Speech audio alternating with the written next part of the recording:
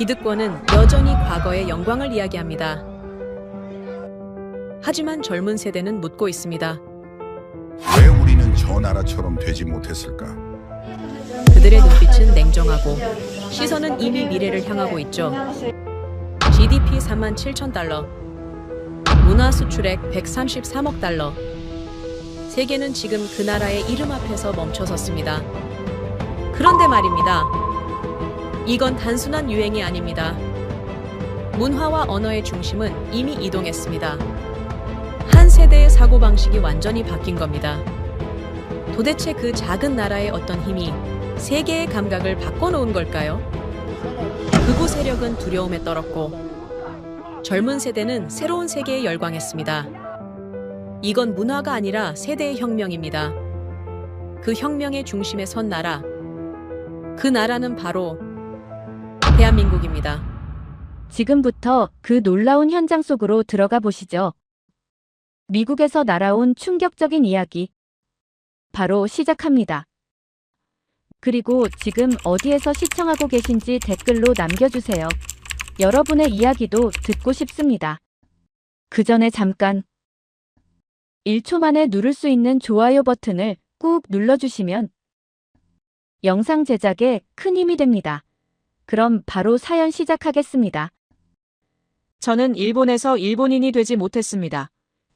교실에 들어선 첫날, 친구들은 한국어로 대화하고 있었어요. 대박, 야바이, 아라소데스. 그들의 언어는 더 이상 일본어가 아니었죠.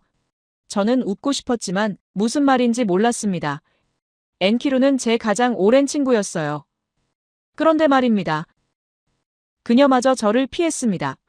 미츠코는 한국어를 모르잖아 라는 말로 저와 거리를 두고 알 수 없는 벽이 생겼어요. 그날 저는 깨달았습니다. 언어가 사람을 나눈다는 걸, 한국어를 모르면 친구를 잃는다는 걸 말이죠. 대화에 끼지 못하고 웃음에서 멀어지고 결국 혼자가 됩니다. 믿기 어렵겠지만 지금 일본 교실에서 벌어지는 일입니다. 안녕하세요. 제 이름은 카가와 미츠코라고 합니다. 지금부터 제가 겪은 충격적인 이야기를 들려드리겠습니다. 얼마 전까지만 해도 뉴질랜드에서 중학교를 다니다가 최근에 일본으로 다시 돌아왔어요. 아버지의 해외 파견 업무로 인해 중학교 시절을 뉴질랜드에서 보내게 되었는데 제 마음속에는 늘 일본으로 돌아가고 싶다는 생각이 가득했습니다. 뉴질랜드의 자연은 정말 아름답고 현지인들도 친절했지만 일본의 깔끔하게 정돈된 거리와 예의 바른 문화, 세계가 인정하는 음식, 그리고 세계 최고의 치안, 아시아에서 가장 안정된 경제대국이라는 자부심. 일본의 모든 것이 자랑스럽고 그리웠습니다. 특히 일본의 장인 정신과 섬세한 서비스 문화는 세계 어디에서도 찾아볼 수 없는 우리만의 자부심이었어요. 전 세계가 일본의 기술력을 존경했고 유럽뿐만 아니라 미국 정부까지도 일본의 제조업 철학을 배우려 했던 시절이 있었죠. 가장 보고 싶었던 건 제 소중한 친구 엔키루였어요. 엔키루는 제가 태어나서 처음으로 사귄 친구예요. 우리 집 바로 옆집에 살았던 엔키루와 기저귀를 차고 있을 때부터 함께 자랐고 부모님들도 서로 친하게 지내셨어요. 두 가족은 주말이면 함께 식사를 하면서 여행도 같이 다녔죠.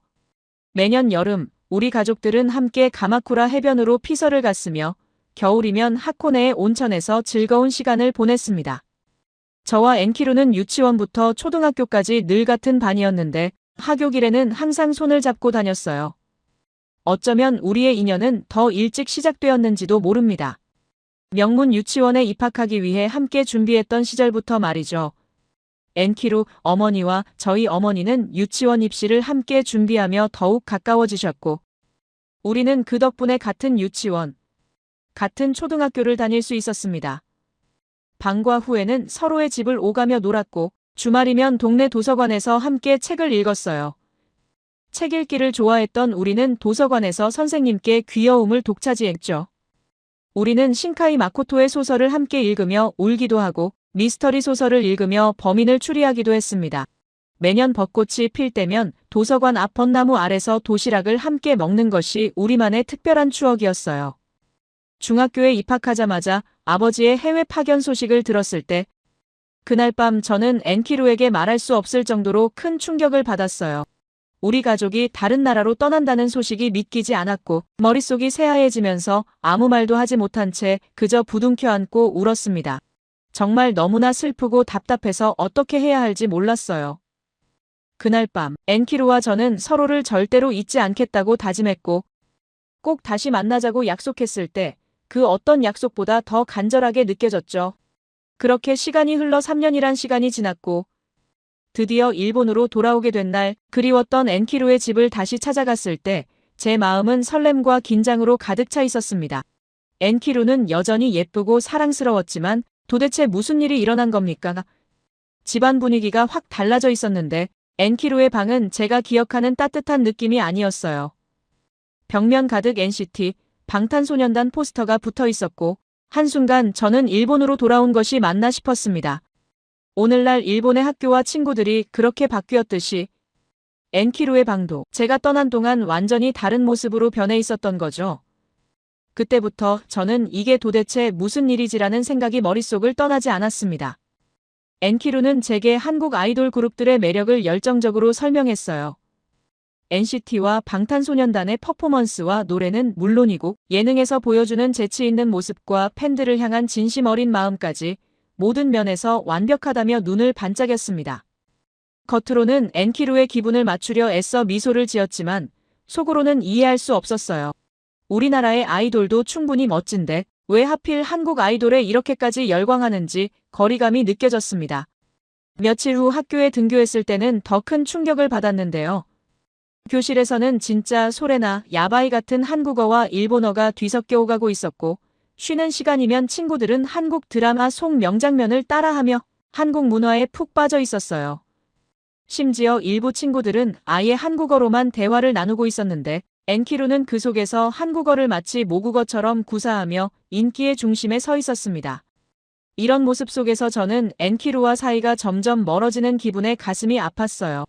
태어나서부터 함께 자란 친구인데 이렇게 서로 다른 길을 걸어가야 한다는 게 너무나 슬펐습니다. 한국 문화에 대해 모르는 저와는 대화가 통하지 않는다며 엔키루는 한국 문화를 좋아하는 다른 친구들과 더 많은 시간을 보내기 시작했어요. 우리의 소중한 추억들이 이렇게 쉽게 끝나버리는 게 두려웠어요. 단순히 한국이라는 이유로 우리의 우정이 깨져버린다는 게 도저히 이해되지 않았습니다. 그동안 일본의 우수성만을 믿어왔던 제게 이런 상황은 받아들이기 힘든 현실이었지만 소중한 친구 엔키루를 다시 되찾기 위해서는 무언가 변화가 필요하다는 것을 깨달았습니다. 아무리 한국 문화가 싫더라도 우리의 우정을 지키기 위해서는 제가 먼저 다가가야 했어요. 중국이나 다른 나라의 문화도 아닌 왜 하필 한국이었을까요? 발칵 뒤집힌 일본 10대들의 세계 속에서 저는 선택의 기로에 서 있었습니다. 그래서 저는 한국 문화에 대해 알아보기로 마음먹었습니다. 모두를 위해서가 아니라 제 친구를 되찾기 위해서였죠. 집에 돌아와 한국 문화를 본격적으로 알아보기 위해 바로 컴퓨터를 켰습니다. 집에 돌아와 한국 문화를 본격적으로 알아보기 위해 바로 컴퓨터와 TV를 켰습니다. 처음에는 한국 연예인들의 사진을 찾아보았는데 충격적이었어요.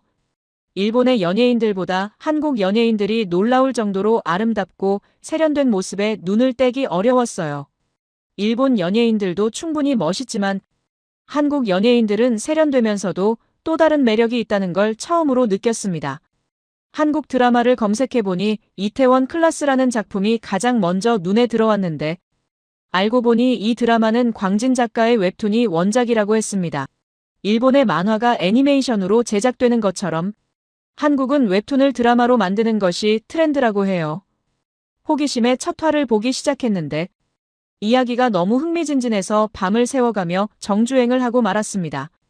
일본 만화가 판타지나 로맨스에 집중했다면 한국 웹툰은 사회 문제까지 다루며 더 현실적인 메시지를 전달한다는 점이 인상적이었어요. 주인공이 차별과 불평등에 맞서 싸우는 모습에 가슴이 뜨거워졌고 포기하지 않는 의지력에 감동을 받았습니다. 원작 웹툰도 함께 보면서 한국의 새로운 문화 콘텐츠에 푹 빠져들어갔어요. 그 속에 숨겨진 메시지가 있었습니다. 단순히 성공 스토리가 아니라 애초에 불공평한 세상에서 약자가 어떻게 자존심을 지키며 싸우는지를 보여주는 이야기였죠. 과거 일본의 경제 성장기에도 이런 정신이 있었을 텐데 언제부터인가 우리는 그 열정을 잃어버린 게 아닌가 하는 생각이 들었습니다. 이어서 넷플릭스에서 사랑의 불시착을 보게 되었는데 북한과 남한을 배경으로 한 로맨스는 신선한 충격이었어요. 한국의 분단 현실을 이렇게 아름답게 그려낼 수 있다는 사실에 놀랐고 주연 배우인 현빈과 손예진의 미모에도 감탄을 금치 못했습니다. 나중에 알고 보니 실제로 결혼을 했더라고요.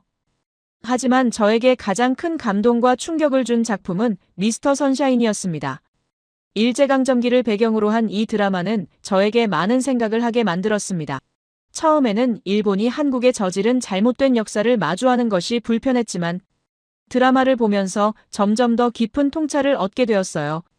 이 드라마는 단순히 일본을 악으로 그리는 것이 아니라 당시 조선의 봉건적이고 폐쇄적인 사회구조도 함께 보여주었고 신분제로 인해 고통받는 백정의 아들, 여성이라는 이유로 자유를 억압당하는 귀족 규숙, 노비 출신으로 미국으로 건너가 새 삶을 시작한 주인공 등 다양한 인물들의 이야기가 가슴 아프게 다가왔어요. 가장 인상 깊었던 장면은 주인공이 여주인공에게 당신이 지키려는 조선은 노비도 백정도 살아갈 수 있는 곳입니까? 라고 묻는 대목이었습니다. 나라를 지키는 것을 넘어 함께 살아가는 공동체의 의미가 무엇인지 생각하게 만들었어요. 생각해보면 일본도 메이지 유신 이전에는 비슷한 신분제가 있었고 많은 사람들이 고통받았었죠. 결국 모든 주인공들이 자신들을 버린 조국이었지만 그 안에서 함께 살아가는 사람들과 그들의 삶의 터전을 지키기 위해 싸우기로 결심하는 모습에서 진정한 애국심이 무엇인지 배우게 되었습니다. 이런 깊이 있는 메시지는 제가 알던 어떤 일본 드라마에서도 찾아볼 수 없었어요.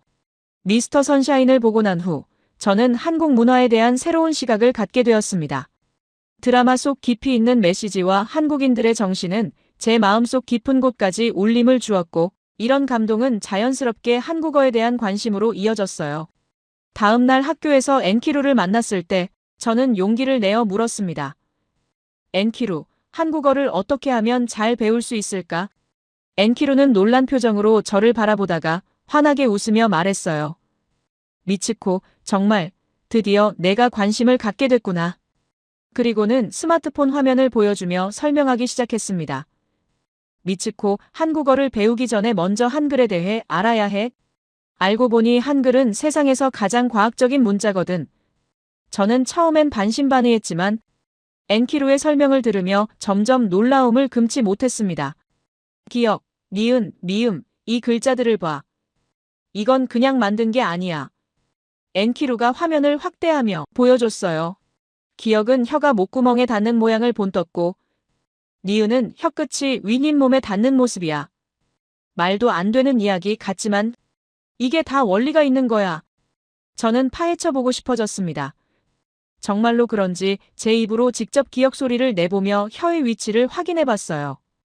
정말로 혀 뒤쪽이 목구멍에 닿더라고요. 그 순간 저는 전율을 느꼈습니다. 이런 상황에서도 과학적 원리를 바탕으로 문자를 만들 수 있었다는 게 믿기지 않았어요.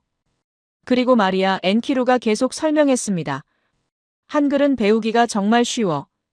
일본어는 히라가나, 카타카나, 한자까지 다 외워야 하잖아. 그런데 한글은 자음 14개, 모음 10개만 알면 모든 글자를 읽을 수 있어. 세계를 이끄는 언어학자들이 한글을 인류 최고의 발명이라고 부르는 이유가 있다는 걸 그때 알았습니다. 엔키루는 영상 하나를 보여줬는데 유네스코에서 문맹, 퇴치에 기여한 사람들에게 주는 상의 이름이 세종대왕 문해상이라는 거였어요. 도대체 어떤 문자이기에 유네스코가 그 왕의 이름을 딴 상을 만들었을까요? 상상 그 이상이었습니다.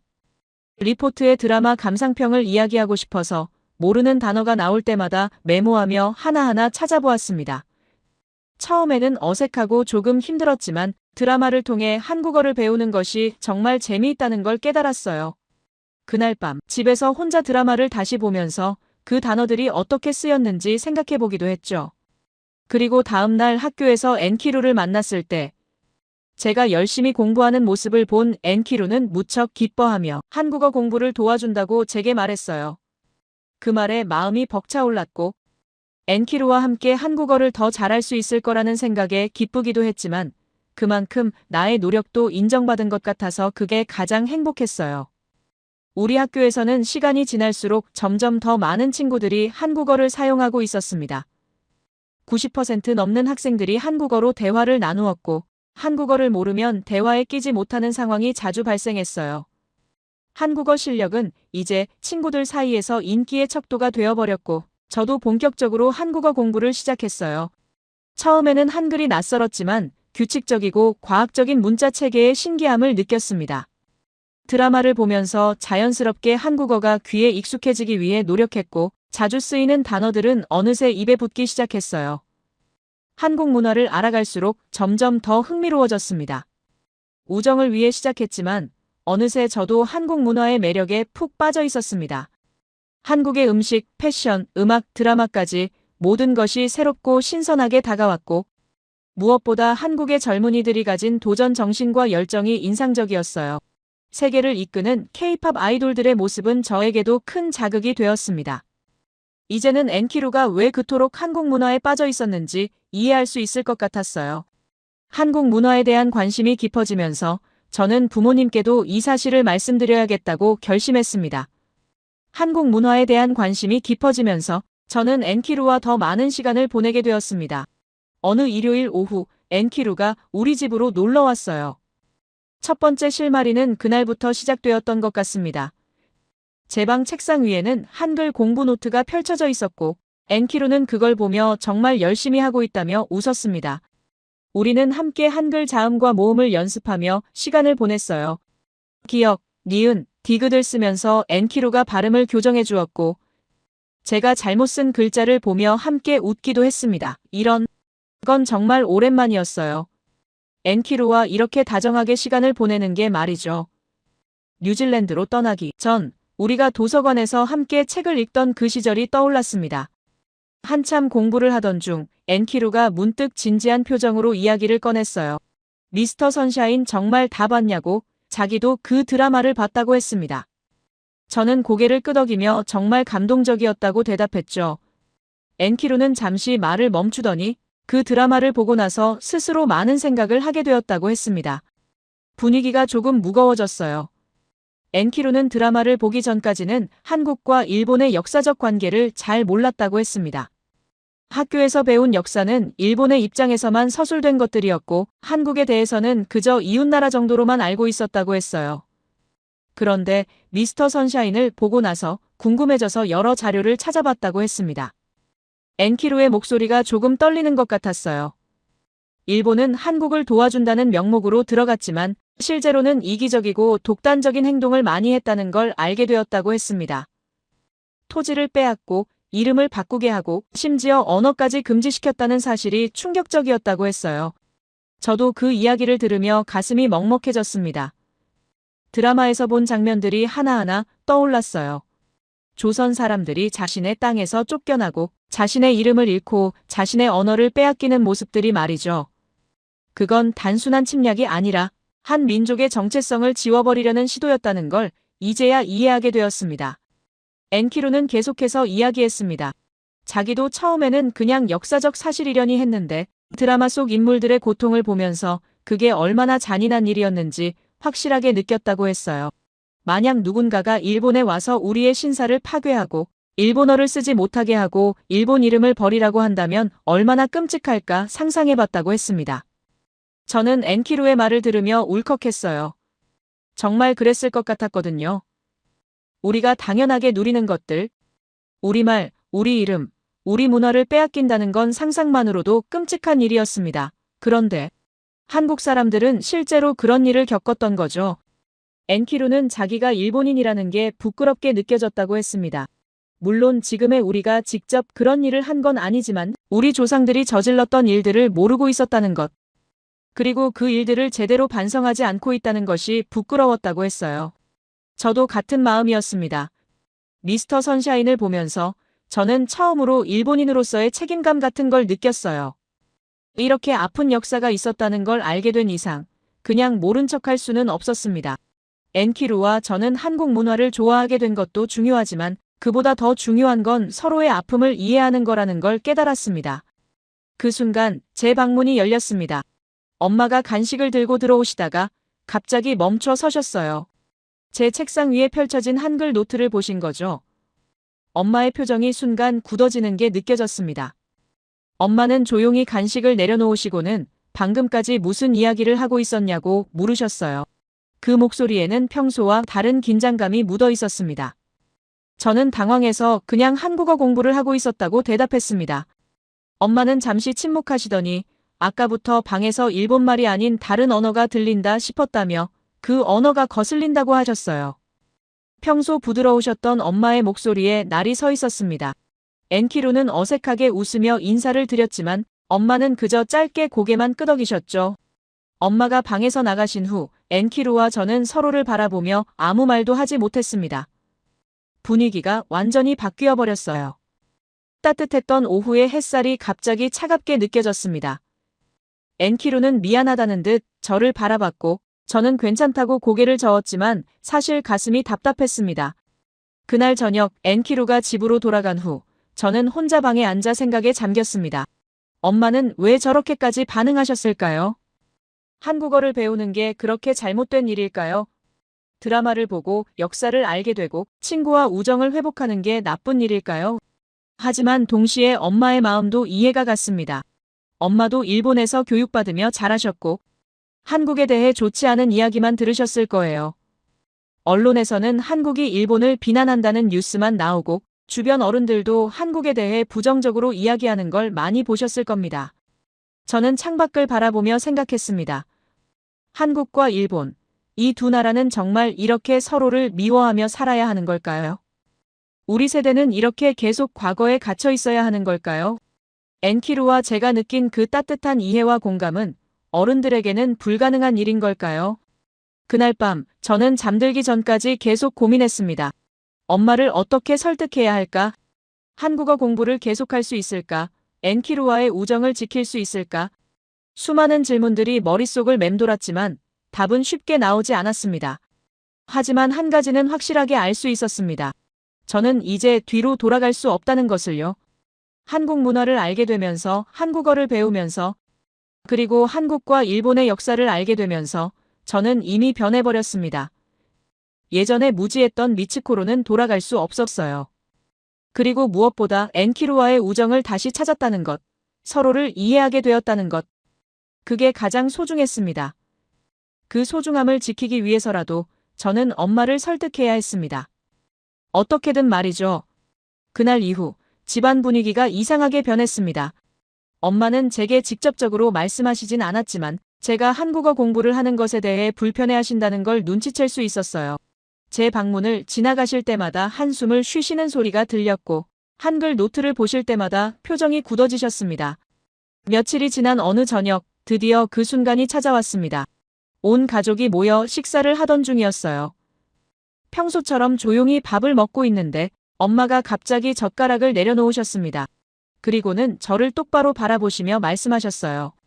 미츠코, 한국어 공부는 그만두는 게 좋겠다고요. 저는 순간 숨이 멎는 것 같았습니다. 엄마의 목소리는 단호했고 표정은 평소와 달리 차갑게 느껴졌어요. 엄마는 계속 말씀하셨습니다. 한국은 과거사를 부당하게 이용해서 일본을 비난하고 있다고.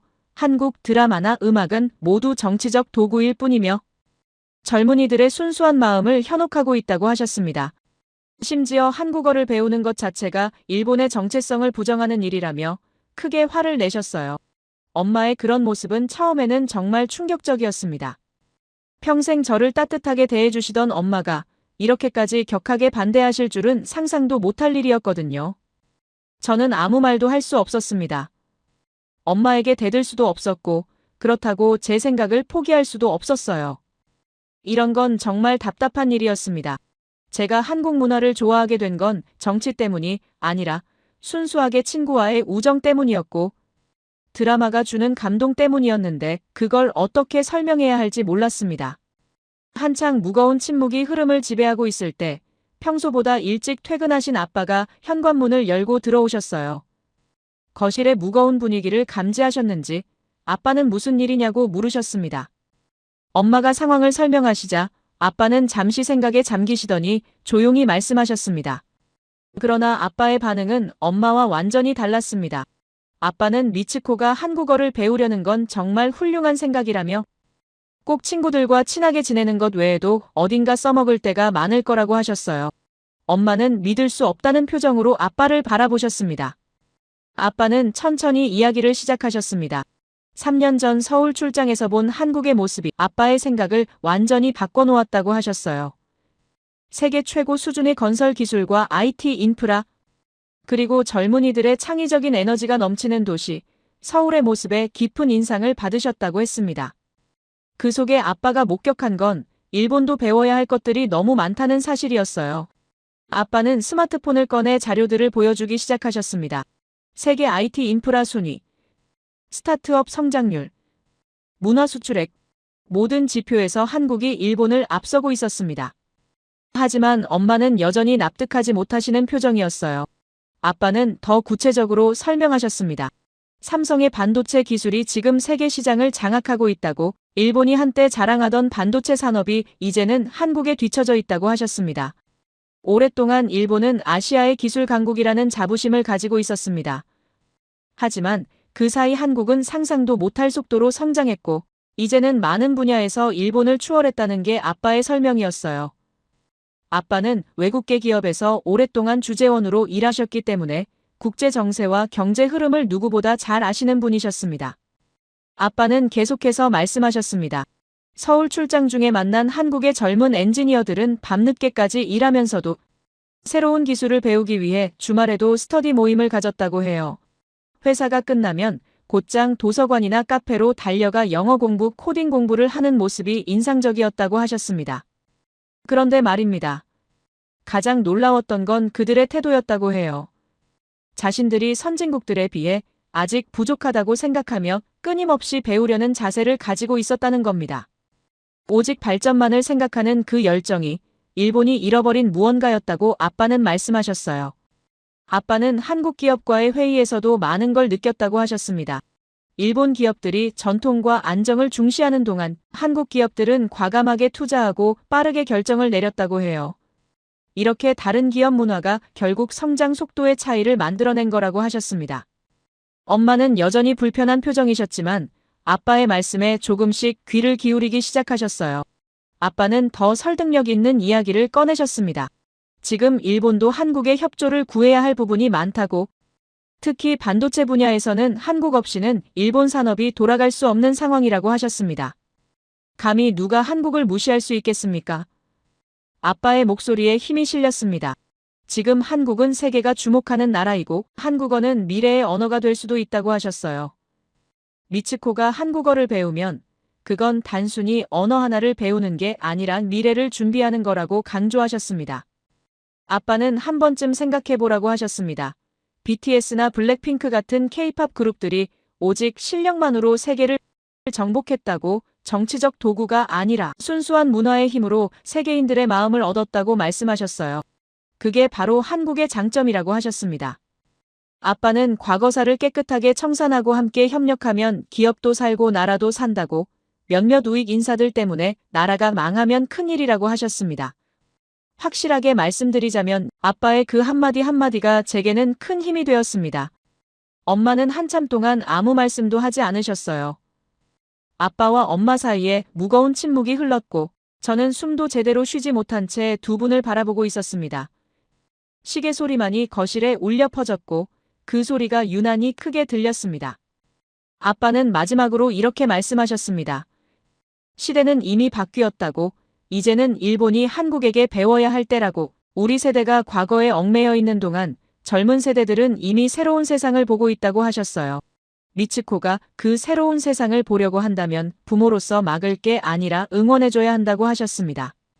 그날 밤, 엄마는 아빠와 긴 대화를 나누셨습니다. 제 방에서도 거실에서 들려오는 두 분의 목소리가 들렸어요. 때로는 높아지고 때로는 낮아지는 목소리들이 밤늦게까지 이어졌습니다. 저는 이불을 뒤집어 쓰고 누워 있었지만 잠이 오지 않았습니다. 다음 날 아침 식탁에 앉았을 때 엄마는 여전히 불편한 표정이셨습니다. 하지만 저를 보시며 조용히 말씀하셨어요. 한국어 공부를 하고 싶으면 해도 좋다고, 대신 학교 성적이 떨어지면 안 된다고 하셨습니다. 그 말씀이 허락인지 경고인지 모호했지만 저에게는 그것만으로도 충분했습니다. 아빠는 아침 식사를 하시며 웃으셨습니다. 그리고는 다음 달에 있을 서울 출장에 우리 가족도 함께 가보는 게 어떻겠냐고 제안하셨어요. 엄마는 처음에는 난색을 표하셨습니다. 하지만 아빠의 진심, 어린 설득과 저의 간절한 눈빛을 외면하지 못하셨나 봅니다. 며칠 후, 결국 우리 가족은 한국 여행을 결정했습니다. 이것은 단순한 여행이 아니었어요. 우리 가족의 한국에 대한 인식이 변화하는 중요한 전환점이 될 것 같았습니다. 저는 엔키루에게 이 기쁜 소식을 전하고 싶어 들떠 있었어요. 엔키루는 정말 기뻐하며 한국의 여러 명소와 맛있는 식당들을 추천해 주었고 한국어로 된 여행 필수 회화도 알려주었습니다. 여행 전날, 저는 밤새 설레는 마음에 잠을 이루지 못했어요. 평소 엄격하던 엄마도 여행 가방을 챙기며 들뜬 표정은 감추지 못하셨습니다. 아빠는 출장 준비를 하시면서도 저희를 위해 서울 관광 코스를 꼼꼼히 계획해 주셨어요. 드디어 우리 가족의 한국 여행이 시작되려 하고 있었습니다. 드디어 설레는 마음으로 일본을 떠나 인천국제공항에 도착했을 때 우리가 알던 일본의 모습과는 전혀 다른 광경을 마주하게 되었습니다.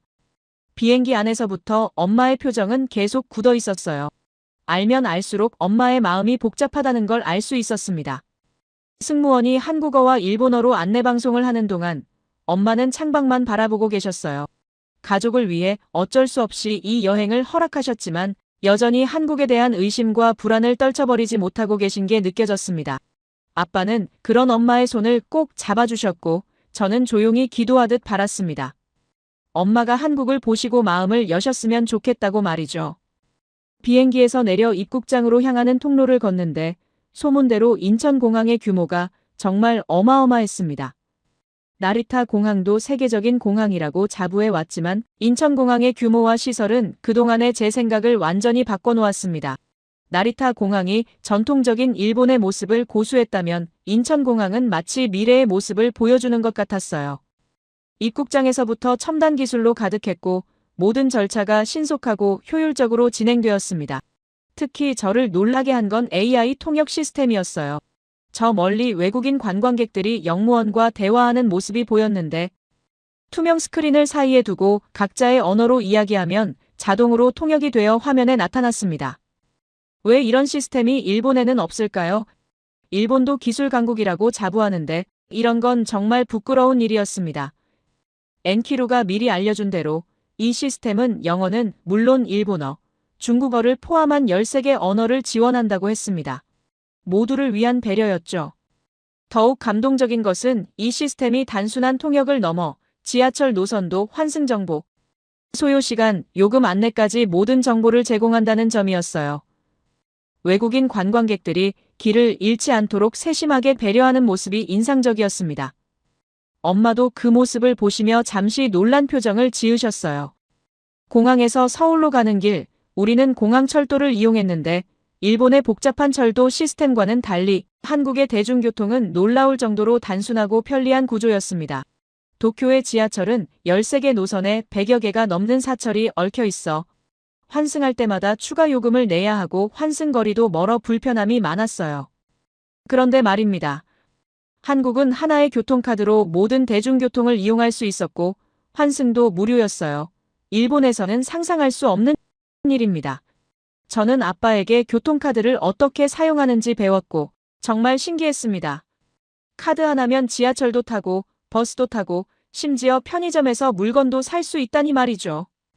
지하철역에 들어서는 순간 저는 또 한 번 놀랄 수밖에 없었습니다. 깔끔함이 먼저 눈에 들어왔어요. 역사 전체가 밝고 깨끗했으며 바닥에는 먼지 하나 없었습니다. 일본도 깔끔한 것으로 유명하지만 한국의 지하철역은 그 이상이었어요. 그리고 가장 놀라웠던 건 모든 승강장에 투명한 유리문이 설치되어 있다는 것이었습니다. 스크린도어요. 일본은 2020년 도쿄 올림픽을 앞두고서야 스크린도어 설치를 서두르기 시작했지만 아직도 많은 역에서 설치가 안 된 곳이 많은 실정입니다. 반면 한국은 모든 역사에 스크린도어가 설치되어 있어 안전성이 돋보였어요. 엄마는 스크린도어를 보시며 처음으로 긍정적인 반응을 보이셨습니다. 이건 정말 좋은 시스템이네라고 중얼거리시는 엄마의 목소리에서 조금씩 마음이 열리고 있다는 걸 느낄 수 있었습니다. 지하철 내부의 무료 와이파이도 인상적이었는데 일본은 아직도 많은 역에서 와이파이 설치가 미흡한 실정이었습니다. 전광판에는 한국어, 영어, 일본어, 중국어로 다음 역 안내가 나왔고 열차 안방송도 4개 언어로 나왔습니다. 모두를 위한 시스템이었죠. 알면 알수록 한국의 시스템과 편의성은 놀라웠고 한국이 얼마나 관광객들을 배려하고 있는지 잘 보여주는 것 같았습니다. 지하철을 타고 이동하는 동안 창밖으로 보이는 서울의 모습도 인상적이었습니다. 높은 빌딩들 사이로 한강이 흐르고 산과 도시가 조화롭게 어우러져 있었어요. 일본의 도쿄와는 또 다른 매력이 있었습니다. 도쿄가 전통과 현대가 혼재된 도시라면 서울은 미래와 역사가 공존하는 도시 같았어요. 몇 번의 환승을 거쳐 우리는 목적지에 도착했습니다. 환승이 이렇게까지 쉬울 줄은 몰랐어요. 일본에서는 환승할 때마다 길을 잃을까봐 긴장했는데 한국은 표지판이 명확하고 동선이 직관적이어서 전혀 헤매지 않았습니다. 부럽지만 동시에 아쉬운 마음이 들었어요. 왜 일본은 이런 시스템을 만들지 못할까요?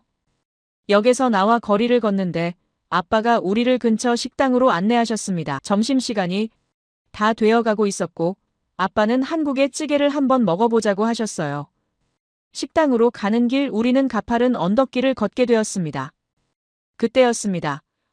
앞에서 연세가 지긋하신 할머니 한 분이 무거운 짐 수레를 힘겹게 끌고 계셨어요. 짐이 너무 무거워 보였고 언덕이 가파라 할머니는 한 발짝 나아가기도 힘들어 보였습니다. 저는 가서 도와드려야 하나 망설이고 있었는데 그 순간 놀라운 일이 벌어졌습니다. 교복을 입은 중학생 3명이 망설임 없이 달려왔습니다. 할머니, 저희가 밀어드릴게요. 라며 환하게 웃는 아이들의 모습이 눈에 들어왔어요. 누가 시킨 것도 아닌데 마치 당연한 일을 하듯 자연스러웠습니다. 한 아이는 수레를 밀고 다른 아이는 할머니의 팔을 부축했어요. 할머니는 쑥스러워하시면서도 고마워하는 표정이었습니다. 아이고, 고맙다. 너희들 학교는 어디고? 할머니가 물으시자 아이들은 웃으며 대답했습니다. 저희는 그냥 지나가다가요. 할머니 조심히 가세요. 저는 그 광경을 보며 가슴이 뜨거워졌습니다. 이런 건 정말 아름다운 모습이었어요. 일본에서도 친절한 사람들은 많지만 이렇게 자발적이고 자연스럽게 돕는 모습은 보기 드물었습니다. 대부분 주저하거나 서로 눈치를 보며 망설이곤 하는데 한국 학생들의 행동은 마치 일상적인 일처럼 자연스러웠어요. 엄마도 그 모습을 보시며 감동하신 듯 했습니다. 정말 훌륭하구나 라며 미소를 지으시는 엄마의 얼굴에서 처음으로 진심, 어린 감동을 느낄 수 있었습니다. 엄마의 눈가가 조금 붉어지는 것 같았어요. 한국만의 특별함이 엄마의 마음을 조금씩 녹이고 있었습니다. 아빠는 조용히 말씀하셨습니다. 저게 바로 한국의 시민의식이야. 교육이 아니라 문화인 거지. 저는 고개를 끄덕였습니다. 정말 그랬어요. 저 아이들은 칭찬을 받기 위해서도 누가 봐주기를 바라서도 아니었습니다. 그냥 도와야 할 것 같아서 도운 거였죠. 소문대로 한국인들의 정이 많다는 말이 사실이었습니다. 그리고 그 정은 거창한 것이 아니라 이렇게 작은 일상 속에서 빛나고 있었습니다. 우리는 그 아이들이 할머니와 함께 언덕을 올라가는 모습을 한참 동안 바라보았습니다. 식당으로 향하는 내내 엄마는 계속 그 장면을 이야기하셨습니다. 정말 기특한 아이들이네. 요즘 일본 아이들은 저런 모습 보기 힘든데 엄마의 목소리에는 감탄과 동시에 아쉬움이 묻어 있었습니다. 왜 일본의 아이들은 저렇게 하지 못할까? 왜 한국의 아이들은 저렇게 자연스럽게 할 수 있을까? 저는 생각했습니다. 한국이라는 나라는 기술이나 시스템만 발전한 게 아니라 사람의 마음도 함께 발전한 나라구나 하고요. 그리고 그게 바로 진짜 선진국의 모습이 아닐까 하는 생각이 들었습니다. 중학생들의 선행을 목격한 후 우리는 이곳저곳을 걸으며 서울의 거리를 구경했습니다. 명동의 화장품 가게들, 북촌의 한옥마을, 청계천의 아름다운 물길까지 모든 것이 신기하고 새로웠어요. 특히 엄마는 한옥의 처마 곡선을 보시며 일본의 전통 건축과 비슷하면서도 다른 매력이 있다고 하셨습니다. 그렇게 걷다 보니 어느새 오후 3시가 넘어가고 있었고 아침 일찍 출발한 탓에 점심을 제대로 먹지 못했던 우리는 빠르게 허기가 졌습니다. 배에서 꼬르륵 소리가 나자 아빠가 웃으며 이제 한국 음식을 제대로 먹어볼 시간이라고 하셨어요. 저는 엔키루에게 미리 추천받았던 메뉴를 떠올렸습니다. 한국에 가면 가장 먹고 싶었던 음식, 바로 삼겹살이었어요. 엔키루는 특히 소뚜껑 삼겹살이 정말 맛있다며 꼭 먹어보라고 했었습니다. 김치와 콩나물을 함께 올려 먹는 방식이 일본에서는 경험할 수 없는 독특함이라고 했죠. 아빠가 스마트폰으로 검색해서 찾은 식당은 지역 주민들이 많이 찾는다는 곳이었습니다. 외국인 관광객보다는 현지인들로 북적이는 식당이 진짜라는 아빠의 철학 때문이었어요. 식당 문을 열고 들어서자마자 활기찬 분위기가 느껴졌습니다. 일본의 식당과는 확연히 다른 에너지가 있었어요. 일본 식당은 조용하고 정적인 분위기인 반면 이곳은 사람들의 웃음소리와 대화 소리로 가득했습니다. 그 소리가 시끄럽기보다는 오히려 따뜻하게 느껴졌어요. 자리에 앉자마자 직원분이 다가와 메뉴판을 건네주셨습니다. 저는 떨리는 마음으로 소뚜껑 삼겹살을 주문했어요. 엄마는 여전히 조금 불안한 표정이셨지만 아빠가 괜찮을 거라며 안심시켜 주셨습니다. 잠시 후 테이블 위에 신기한 것이 놓였습니다. 정말로 소뚜껑처럼 생긴 둥근 철판이었어요. 가운데가 볼록하게 올라와 있고 가장자리로 갈수록 낮아지는 구조였습니다. 직원분이 그 위에 김치를 먼저 올리시더니 콩나물을 그 위에 깔아주셨습니다. 그리고 그 순간 이런 건 정말 처음 보는 광경이었습니다. 시키지도 않은 어묵 국물과 단무지가 테이블에 놓이는 거예요. 저는 당황해서 엄마를 쳐다봤고 엄마도 의아한 표정으로 아빠를 보셨습니다. 아빠가 조용히 설명해 주셨어요. 한국에서는 기본 반찬이 무료라고 다 먹으면 리필도 해준다고 하셨습니다. 저는 눈이 휘둥그레졌습니다. 일본에서는 동네의 작은 식당들도 생강절임이나 단무지, 모든 반찬을 돈을 받고 파는데 한국은 이렇게까지 기본 반찬을 공짜로 주다니요. 엄마도 놀란 표정이셨습니다. 이건 정말 상상할 수 없는 일이었어요. 직원분은 김치와 콩나물 위에 삼겹살을 올리기 시작했습니다. 기름기가 살짝 있는 고기가 지글지글 익어가면서 좋은 냄새가 났어요.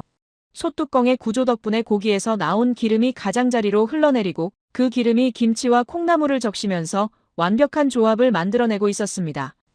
김치가 익으면서 새콤달콤한 향이 퍼졌고 콩나물은 아삭아삭한 식감을 유지하면서도 고기 맛을 흡수하고 있었어요. 일본에서는 고기를 구울 때 야채를 함께 굽는 경우가 거의 없는데 이런 방식은 정말 신선한 충격이었습니다. 직원분이 가위로 고기를 잘라주시면서 이제 먹어도 좋다고 하셨습니다. 저는 조심스럽게 김치와 콩나물 그리고 고기를 함께 집어 입에 넣었어요. 그 순간 제 생각의 지평이 넓어지는 느낌이었습니다. 고기의 고소함, 김치의 새콤함, 콩나물의 아삭함이 입안에서 조화를 이루었어요. 엄마도 한 입 드시더니 눈을 크게 뜨셨습니다. 맛있다는 표정이었어요. 아빠는 웃으며 삼겹살과 함께 상추에 싸먹는 방법도 알려주셨습니다. 쌈장을 살짝 바르고 고기와 김치, 마늘을 함께 싸서 한 입에 넣으니 정말 환상적이었습니다. 식사 내내 직원분은 계속해서 신경 써주셨어요. 물이 떨어지기 전에 채워주시고 반찬이 조금이라도 줄어들면 바로 리필해 주셨습니다. 일본에서는 직원을 한 번 부르는 것도 조심스러운 일인데 여기서는 손님이 부르기도 전에 먼저 와서 챙겨주시니 놀라웠어요. 엄마는 어묵 국물을 한 모금 드시더니 정말 맛있다고 하셨습니다. 단순한 국물이지만 깊은 맛이 있다고 이런 작은 것까지 신경 쓰는 한국인들의 마음씨가 느껴진다고 하셨어요. 저는 엄마의 그 말을 들으며 가슴이 따뜻해졌습니다.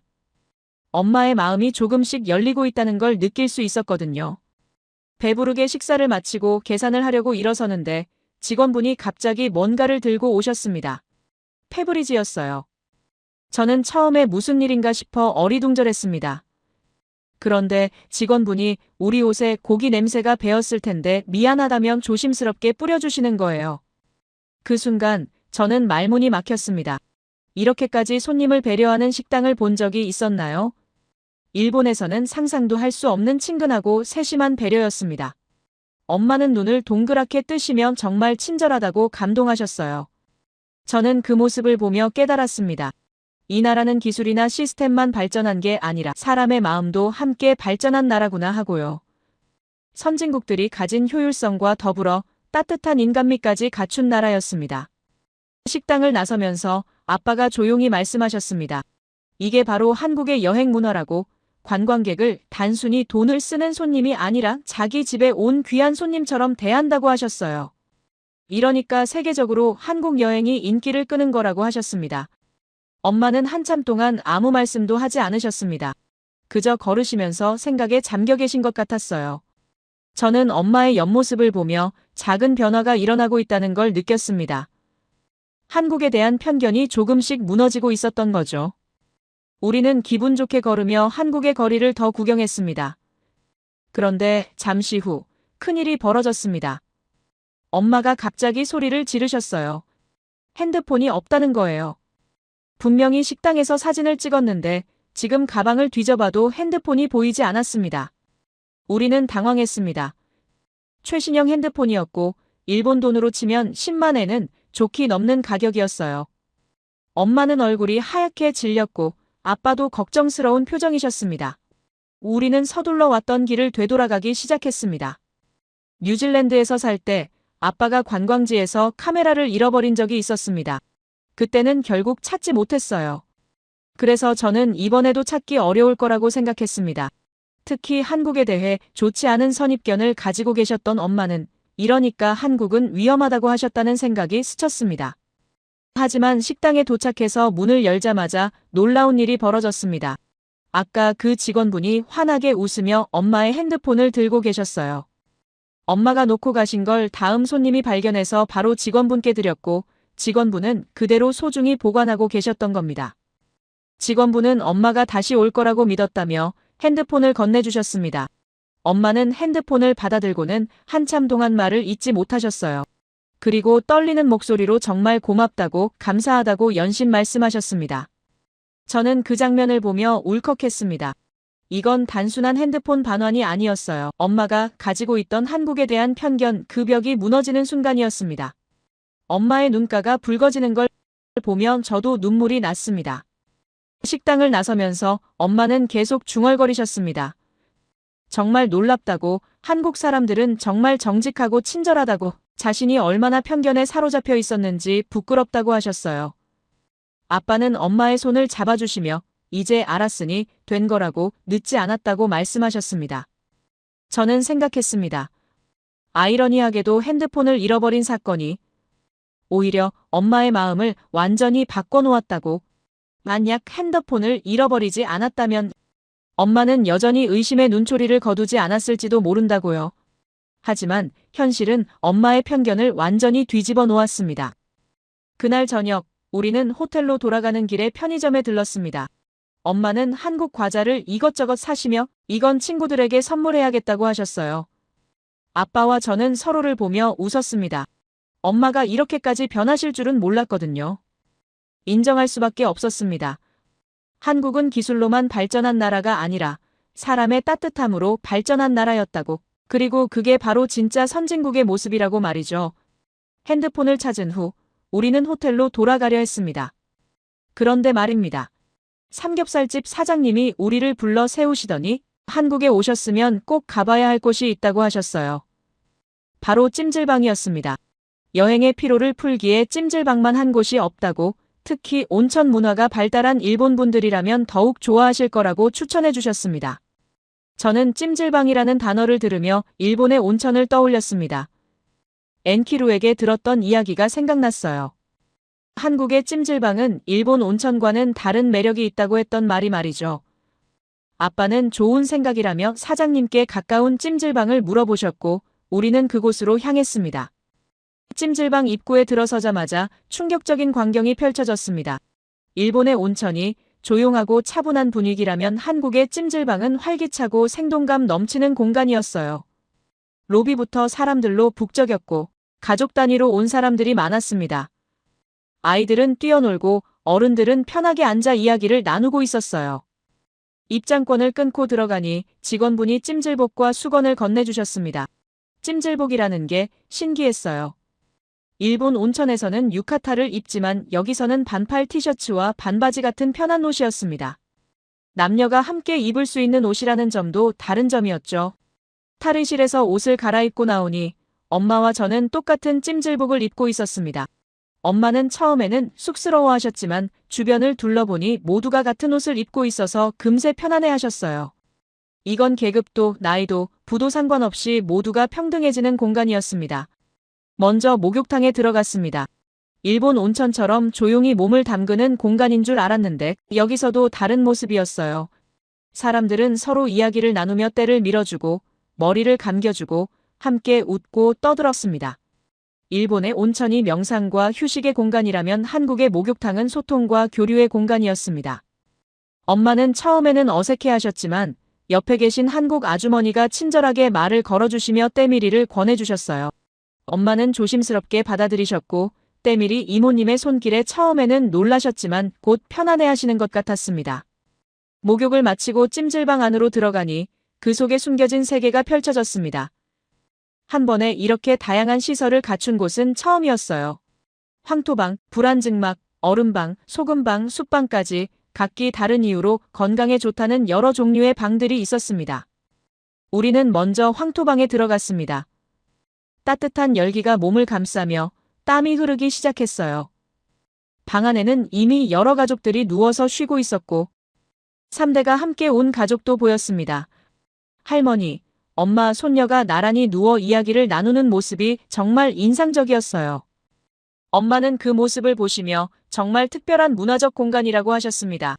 일본에서는 온천이 몸을 씻고 쉬는 곳이지만 한국의 찜질방은 가족이 함께 시간을 보내는 문화 공간이라는 걸 이해하신 거죠. 이제는 한국이 왜 이런 문화를 만들었는지 알 것 같다고 하셨어요. 황토방에서 충분히 땀을 흘린 후 우리는 얼음방으로 이동했습니다. 뜨거운 방에서 나와 차가운 방으로 들어가니 몸이 상쾌해지는 느낌이었어요. 이건 정말 과학적인 온도 관리였습니다. 혈액순환을 촉진하고 신진대사를 활발하게 만드는 원리라고 했어요. 찜질을 마치고 나와 휴게 공간에 앉으니 아빠가 음료수를 사오셨습니다. 식혜와 삶은 계란이었어요. 엔키루가 말했던 한국 찜질방의 필수품이라고 했죠. 식혜를 한 모금 마시니 달콤하면서도 시원한 맛이 땀을 흘린 몸에 딱 맞았습니다. 수건을 머리에 양뿔처럼 만들어 올리는 방법도 배웠습니다. 주변 사람들이 모두 그렇게 하고 있었거든요. 처음에는 우스꽝스럽다고 생각했는데 막상 해보니 실용적이면서도 재미있었어요. 엄마도 양뿔 수건을 하시고는 웃으셨습니다. 찜질방 안에는 작은 식당도 있었습니다. 라면, 떡볶이, 김밥 등 간단한 음식을 팔고 있었어요. 일본의 온천에서는 상상할 수 없는 일이었습니다. 온천에서 밥을 먹는다는 건 예의에 어긋나는 일이지만 한국에서는 자연스러운 일이었어요. 아빠는 라면을 주문하셨고 우리는 함께 먹었습니다. 찜질방에서 먹는 라면이 이렇게 맛있을 줄은 몰랐어요. 단순한 인스턴트 라면이었지만 가족과 함께 먹으니 특별한 맛이 났습니다. 시간 가는 줄 모르고 찜질방에 있다 보니 어느새 밤 9시가 넘어가고 있었습니다. 일본 같았으면 이런 시간에 여성들이 목욕탕에 있다는 것 자체가 상상도 할 수 없었을 텐데 한국의 찜질방은 전혀 달랐습니다. 오히려 이 시간에도 오후 6시처럼 이야기꽃을 피우는 여성들이 많았고 가족 단위로 찾아오는 사람들도 있었어요. 그때 아빠가 재미있는 걸 발견하셨습니다. 찜질방 안에 작은 코인 노래방이 있다는 거예요. 일본의 가라오케처럼 독립된 공간이 아니라 찜질방 안에서 편하게 노래를 부를 수 있는 작은 부스였습니다. 최신 한국 노래부터 일본 노래까지 다양한 곡이 있었어요. 아빠는 엄마를 노래방으로 데리고 가셨고 엄마는 쑥스러워하시면서도 일본 노래를 한 곡 부르셨습니다. 찜질복 차림으로 가족과 함께 노래를 부르는 이 특별한 경험이 정말 잊지 못할 추억으로 남을 것 같았어요. 노래를 부르시는 엄마의 표정이 정말 행복해 보였습니다. 노래를 마치고 나와 다시 휴게 공간에 앉았을 때 엄마가 조용히 말씀하셨습니다. 한국의 찜질방은 단순히 몸을 씻는 곳이 아니라 가족이 함께 행복을 나누는 곳이라고. 일본의 온천 문화도 좋지만 한국의 찜질방 문화는 다른 이유로 특별하다고 하셨어요. 저는 엄마의 그 말을 들으며 정말 그렇다고 생각했습니다. 일본의 온천은 개인의 명상과 치유를 중시하지만 한국의 찜질방은 함께함과 소통을 중시한다는 걸 깨달았어요. 그 속에 한국인들의 정과 가족 문화가 담겨 있었습니다. 밤 11시가 넘어가자 우리는 슬슬 나가야 할 시간이었습니다. 하지만 엄마는 아쉬워하셨어요. 더 있고 싶다고 이렇게 편안하고 행복한 시간은 오랜만이라고 하셨습니다. 아빠는 웃으며 다음에 다시 오면 된다고 하셨어요. 찜질방을 나서면서 저는 뒤를 돌아봤습니다. 밤늦은 시간임에도 여전히 많은 사람들이 찜질방 안에서 행복한 시간을 보내고 있었어요. 이게 바로 한국의 문화적 힘이구나 싶었습니다. 세계를 이끄는 기술력도 중요하지만 사람들이 함께 행복할 수 있는 공간을 만드는 것, 그게 더 중요한 게 아닐까 생각했습니다. 호텔로 돌아가는 택시 안에서 엄마는 창밖을 바라보며 말씀하셨습니다. 자신이 가지고 있던 편견이 얼마나 잘못된 것이었는지 깨달았다고. 한국은 기술로만 발전한 나라가 아니라 사람의 행복을 중시하는 나라라고 하셨어요. 아빠는 엄마의 손을 잡아주셨고 저는 그 모습을 보며 미소를 지었습니다. 이 여행이 우리 가족에게 얼마나 큰 선물인지 알 수 있었어요. 이제는 한국이 낯선 나라가 아니라 다시 오고 싶은 나라가 되었습니다. 호텔 창가에서 서울의 야경을 바라보며 엄마가 조용히 말씀하셨습니다. 우린 그동안 너무 오만했던 것 같다고. 한국을 제대로 알지도 못하면서 판단했던 자신이 부끄럽다고 하셨어요. 아빠는 웃으며 대답하셨습니다. 이제는 알았으니 그게 중요한 거라고. 서울의 야경이 유리창에 비쳤습니다. 그 불빛은 따뜻했고 이상하게 눈물이 났어요. 엄마는 제 손을 잡고 물으셨습니다. 미츠코, 한글로 감사합니다가 뭐라고 했는지 말이죠. 저는 천천히 대답했습니다. 감사합니다, 엄마라고. 그날 밤 우리 가족은 처음으로 진정으로 하나가 된 것 같았습니다. 한국이라는 나라가 우리 가족에게 준 선물은 단순히 여행의 즐거움이 아니라 서로를 이해하고 편견을 버리는 용기였습니다. 미래적 기술과 따뜻한 인간미가 공존하는 나라, 그게 바로 한국이었습니다. 짧은 일정을 뒤로하고 우리는 일본으로 돌아왔습니다. 순식간에 시간이 흘러갔고 진짜 너무나 여운이 남는 시간이었어요. 비행기 안에서도 집으로 가는 차 안에서도 우리 가족은 계속 한국 이야기만 했습니다. 엄마는 찜질방에서의 시간을, 아빠는 삼겹살집의 따뜻함을, 저는 중학생들의 선행을 이야기하며 시간 가는 줄 모르고 대화를 나눴어요. 이렇게까지 짧은 여행이 한 사람을 완전히 바꿔놓을 수 있다는 게 믿기지 않았습니다. 엄마는 비행기 창밖을 바라보시면 정말 다시 오고 싶다고 하셨어요. 그 목소리에는 진심이 담겨 있었습니다. 월요일, 저는 학교로 돌아갔습니다. 교실 문을 열고 들어서자마자 엔키루가 달려왔어요. 미츠코, 어땠어? 한국 여행라며 눈을 반짝이는 엔키루를 보니 제 마음도 설렜습니다. 쉬는 시간이 되자마자 저는 친구들에게 한국에서 있었던 일들을 신나게 이야기하기 시작했어요. 인천공항의 AI 통역 시스템, 지하철 스크린도어, 중학생들의 자발적인 선행, 삼겹살집의 페브리즈, 그리고 잃어버린 핸드폰을 찾았던 이야기까지 모든 순간이 특별했다고 말했습니다. 친구들은 제 이야기에 귀를 기울였고 한국이 정말 그렇게 좋은 나라냐고 물었어요. 저는 자신 있게 대답했습니다. 정말로 좋은 나라라고. 기술만 발전한 게 아니라 사람의 마음도 함께 발전한 나라라고 말이죠. 엔키루는 제 옆에서 웃으며 자기가 말했던 게 맞았다며 뿌듯해했습니다. 우리는 다시 예전처럼 가까워졌고, 아니 어쩌면 예전보다 더 깊은 우정을 나누게 되었습니다. 한국어 공부도 더욱 열심히 하게 되었어요. 이제는 단순히 친구들과 대화하기 위해서가 아니라 한국이라는 나라를 더 깊이 이해하고 싶어서였습니다. 드라마를 볼 때도 노래를 들을 때도 그 속에 담긴 의미를 하나하나 음미하며 배웠습니다.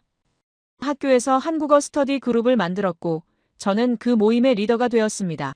처음에는 5명으로 시작했지만 점점 멤버가 늘어나 10명이 넘게 되었어요. 우리는 매주 한 번씩 모여서 한국 드라마를 함께 보고 대사를 연습하고 한국어 일기를 쓰며 시간을 보냈습니다. 선생님들도 관심을 보이기 시작했어요.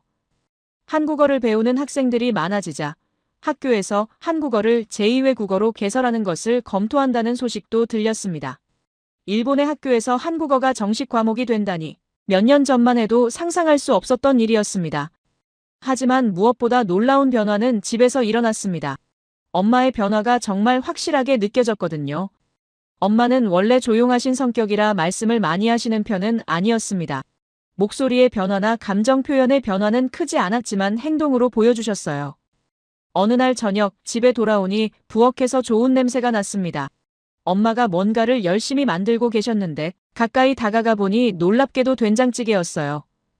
그것도 일본식 된장국이 아니라 한국식 된장찌개를 만들고 계신 거였습니다. 엄마는 인터넷을 보며 레시피를 따라하고 계셨어요. 애호박을 동그랗게 썰고 두부를 깍둑 썰기 하고 대파를 송송 썰어 넣으시는 모습이 정말 진지하고 열심이셨습니다. 비주얼에도 신경을 쓰셔서 그릇에 담을 때도 정성스럽게 담으셨어요. 식탁에 앉아 엄마가 만드신 된장찌개를 한 숟가락 떠먹었을 때 솔직히 말씀드리자면 한국에서 먹었던 그 맛은 아니었습니다. 뭔가 조금 달랐어요. 일본 된장의 맛이 강했고 한국식 칼칼함은 덜했습니다. 하지만 그게 중요한 게 아니었어요. 엄마가 한국 음식을 만들려고 노력하신다는 것, 그 마음이 너무나 감동적이었습니다. 저는 정말 맛있다고, 한국에서 먹었던 것만큼 맛있다고 말씀드렸어요. 엄마는 조용히 웃으시며 아직은 부족하지만 계속 연습해보겠다고 하셨습니다. 그날 이후로 엄마는 일주일에 한두 번씩 한국 요리를 만드셨어요. 김치찌개도 만들어 보시고 비빔밥도 만들어 보셨습니다. 때로는 실패하기도 했지만 엄마는 포기하지 않으셨어요. 한국 식재료를 파는 가게를 찾아가시고 한국 요리 유튜브를 보시며 공부하셨습니다. 아빠는 그런 엄마를 보며 정말 많이 변하셨다고, 한국 여행이 엄마에게 큰 선물이 되었다고 하셨어요. 저도 그렇게 생각했습니다. 과거의 편견을 버리고 새로운 것을 받아들이는 엄마의 모습이 정말 아름다웠습니다. 엄마는 한국 드라마도 보기 시작하셨어요. 처음에는 제가 보는 드라마를 함께 보시다가 나중에는 엄마가 먼저 드라마를 찾아보시고 추천해 주시기도 했습니다. 엄마가 가장 좋아하셨던 드라마는 미스터 선샤인이었어요. 저와 같은 드라마를 보며 함께 울고 함께 분노하고 함께 감동받았습니다. 한국어 학습 앱도 다운로드 받으셨어요. 조용히 혼자서 한국어를 공부하시는 엄마의 모습을 볼 때마다 제 가슴이 뭉클했습니다. 이렇게까지 변하실 줄은 정말 몰랐거든요. 그러던 어느 날 저녁, 가족이 함께 모여 식사를 하던 중 아빠가 좋은 소식을 전해주셨습니다. 내년 봄에 다시 한국에 갈 수 있을 것 같다고. 이번에는 출장이 아니라 순수한 가족 여행으로 말이죠. 저는 너무 기뻐서 소리를 질렀고 엄마도 환하게 웃으셨습니다. 아빠는 이번에는 서울뿐만 아니라 부산과 제주도도 가보면 어떻겠냐고 제안하셨어요. 부산의 해운대 해변, 감천 문화마을, 그리고 제주도의 아름다운 자연까지 생각만 해도 설렜습니다. 저는 한라산에도 꼭 가보고 싶다고 말했습니다.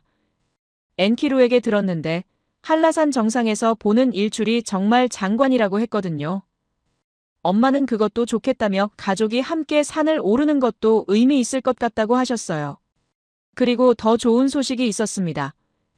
엔키루네 가족도 함께 가기로 했다는 거예요. 엔키루 어머니도 다시 한국에 가고 싶어 하셨고 우리 두 가족이 함께 여행을 가면 더욱 즐거울 것 같다고 하셨습니다. 저는 상상만 해도 행복했어요. 가장 친한 친구와 함께 한국을 여행한다니요. 일본과 한국, 이 두 나라는 역사적으로 복잡한 관계를 가지고 있습니다. 하지만 저는 믿습니다. 우리 같은 젊은 세대들이 서로를 이해하고 배우려 노력한다면 언젠가는 두 나라가 진정한 이웃이 될 수 있을 거라고 말이죠. 한국은 저에게 많은 것을 가르쳐 주었습니다. 기술의 발전도 중요하지만 사람의 따뜻함이 더 중요하다는 것을, 과거를 인정하고 미래로 나아가는 용기가 필요하다는 것을, 그리고 편견을 버리고 열린 마음으로 세상을 바라보는 것이 얼마나 아름다운 일인지를 말이죠. 이제 저는 한국어를 들으면 경쟁이 아닌 존경을 느낍니다. 한글을 보면 단순한 문자가 아니라 과학과 철학을 담은 예술품을 봅니다.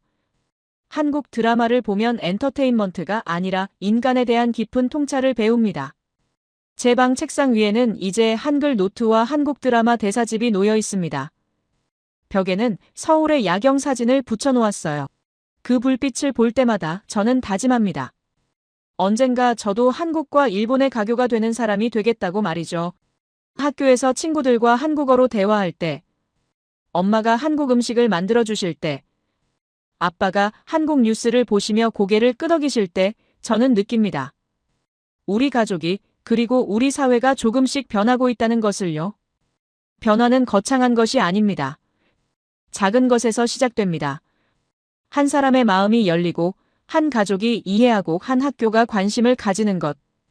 그런 작은 변화들이 모여서 큰 변화를 만들어내는 거라고 생각합니다. 저는 이제 한국이라는 단어를 들으면 경쟁이 아닌 존경을 느낍니다.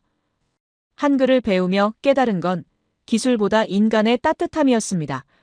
한국의 발전은 숫자가 아니라 사람의 품격으로 완성된 것입니다. 내년 봄 다시 한국에 가면 엄마에게 제주도의 바다를 보여드리고 싶습니다. 아빠와 함께 부산의 자갈치 시장을 걸으며 한국의 활기를 느끼고 싶습니다.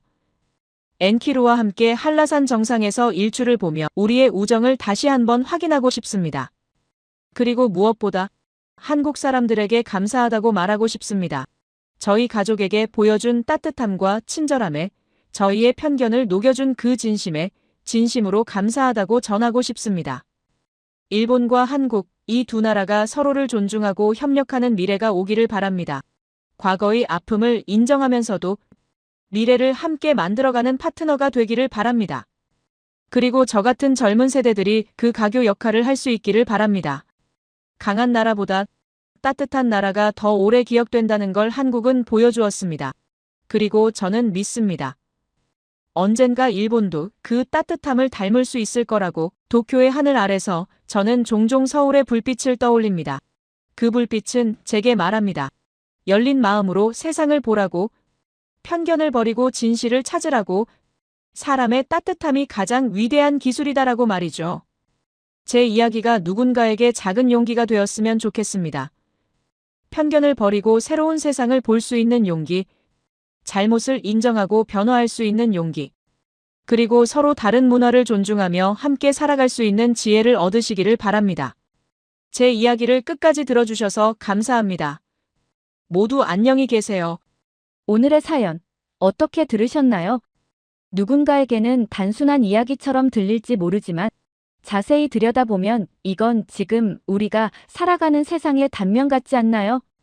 세대가 바뀌고 생각이 달라지고 우리가 익숙하다고 믿어왔던 가치들이 조금씩 흔들리고 있습니다. 기득권과 젊은 세대의 갈등, 과거와 미래의 충돌, 그 속에서 결국 우리가 잊지 말아야 할 건 서로를 이해하려는 마음인 것 같습니다. 누군가는 변화를 두려워하지만 또 누군가는 그 변화를 통해 세상을 새롭게 바라보죠. 언어가 달라지고 문화가 바뀌어도 그 안에 담긴 공감만은 여전히 사람을 이어줍니다. 오늘의 이야기는 어쩌면 그런 공감의 시작이었는지도 모르겠습니다. 다른 나라의 문화를 배우고 이해하려는 한 사람의 선택이 결국 세대와 사회의 벽을 허물었다는 점에서요. 변화는 거창하게 오지 않죠. 작은 관심에서, 사소한 호기심에서, 그리고 한 사람의 용기에서 시작됩니다. 우리도 각자의 자리에서 조금씩 마음의 문을 열 수 있다면 세상은 지금보다 훨씬 따뜻해질 거라 믿습니다. 이 이야기가 여러분에게도 그런 작은 용기를 건넬 수 있기를 바라며 여러분의 생각을 아래 댓글에 남겨주세요. 그리고 감동적인 사연을 주변 사람들과 공유하고 함께 이야기 나눠보세요. 마지막으로 1초밖에 걸리지 않는 구독과 좋아요, 알림 설정은 영상 제작에 큰 힘이 됩니다. 지금까지 감동을 담아 여러분께 진심을 전하는 감동담기였습니다. 오늘 하루도 행복한 하루 보내세요.